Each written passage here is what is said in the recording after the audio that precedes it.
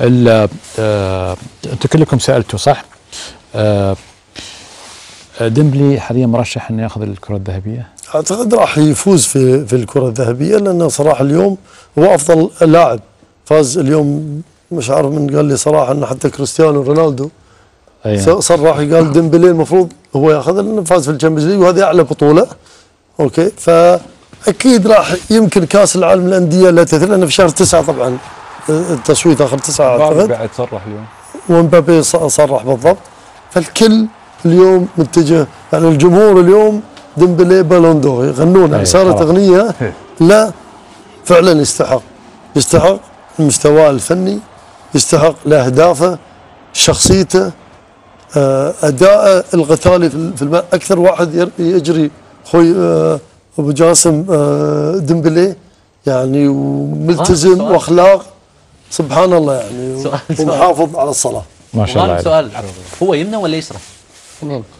والله تبي صلاح انا اقول له انت ما تعرف وين تشوته، باليمين ولا يسار ولا ما انه تقريبا هو يمنى ولا يسار؟ هو يسار. هو قال انا ما اعرف. اي صح، هو قال انا ما اعرف.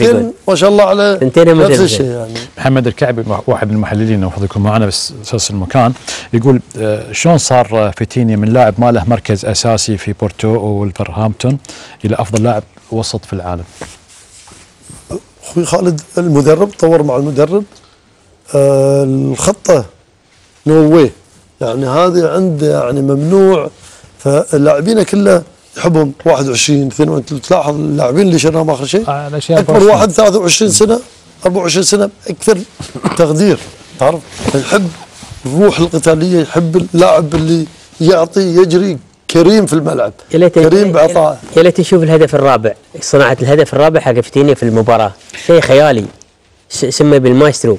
الهدف الرابع جاهز، اذا جاهز اعطيني المايك خلينا في اول حلقه. يا ليت تشوفونها، يا ليت تشوفونها، هي درس درس في اللاعب اللي يسمى مايسترو. الكره كانت نايمه واقفه، راح ملعبه لعب 2 3 هناك، راح للنص مع ديمبلي رجعها وراه. بغت لاعبين سلموا محمد. الثالث عفوا. قصه الهدف الثالث صحيح. يا ليت تشوفها، هاي يعني هدف زين من اجمل الاهداف. على ما يجهزون الجول أوكي. انا داري ان نبارك لهم، احنا حزينين برشلوني والله ماشي حزين جدا والله. على فكره انا سعيد بحزنك.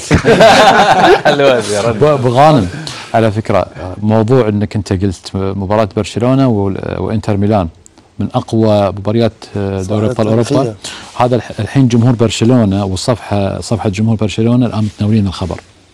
فقاعد صار عندهم مثل هذا التصوير. هذه اخوي خالد الكل يتكلم فيها. برشلونه نادي عريق، نادي كبير الامانه، والمباراه يعني كانت تتحول لك بالدقيقه بالثانيه 10 ثواني. الجمهور الانتر طلع اخوي خالد، طلع من الملعب، يعني يقولون الاتحاد الاوروبي ضيوف الفي اي بي طلعوا حبوا يرجعون ما رجعوهم، سكروا البوابه خلاص طلعتوا انتم ما ترجعون. تخيل يعني تخيل جمهور طلع لك يبي يرجع ويصير اللي صار. يعني هذه المباراه بدات من طلعتهم، تعرف يعني. فكانت الامانه مباراه تاريخيه يعني. يا ابو غانم، يا ابو اثنين مباراتين يعني 13 جول تقريبا. غانم قعدت مع المدرب قبل المباراه، سالته شو رايك في وضع النهائي، شو قال لك؟ شوف المدرب كان اكيد قال لك، يقول لي انا متخوف شوي من شيء. قلت له ايش؟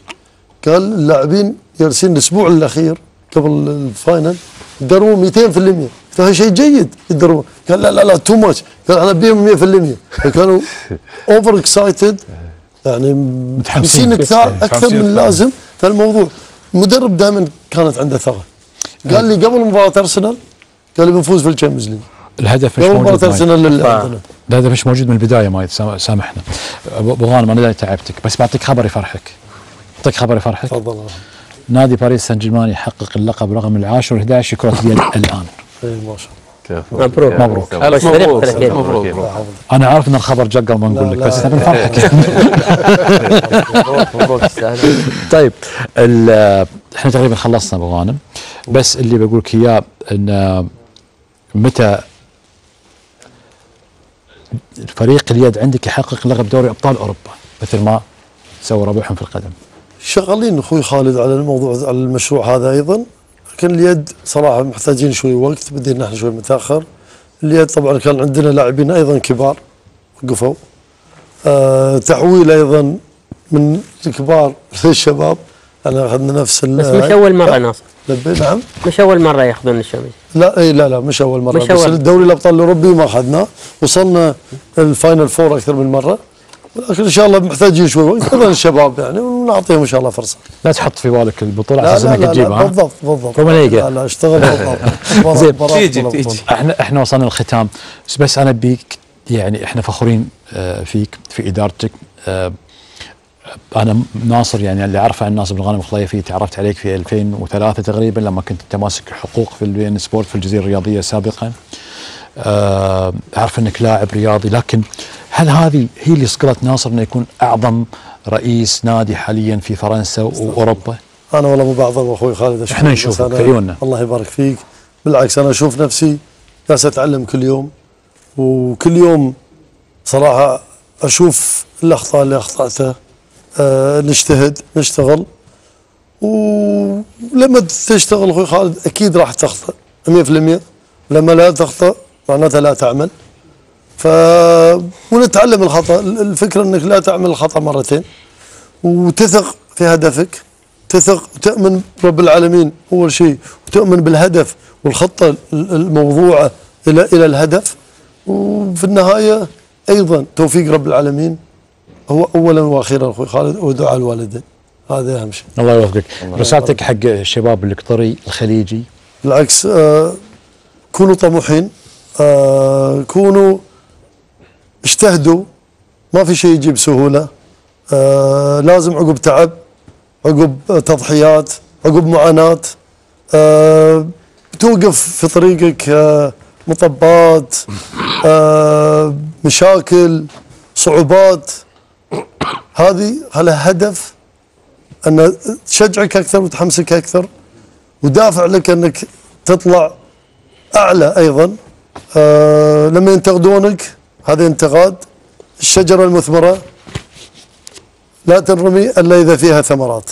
صحيح. فهذه بالعكس هذه دليل أنك أنت جالس تشتغل وأنك ناجح، فكمل طريقك ومن بهدفك، وإن شاء الله بإذن الله الكل راح ينجح بإذن الله. إن شاء الله. آخر سؤال، متى نادي العربي بيحقق الدوري؟ يعطيك العافية. والله اخوي خالد انا بعيد انا عرباوي اكيد، يعني ما ابن عن جد ما في نقاش، ولكن والله بعيد على الموضوع العربي، واتمنى انه يرجع بالامانه، لان نادي العربي نادي كبير وله تاريخه، وعشنا معاه ولعبنا له، واتمنى ان شاء الله يرجع، لانه يستحق انه يكون من الكبار. ان شاء الله. الله يحفظك.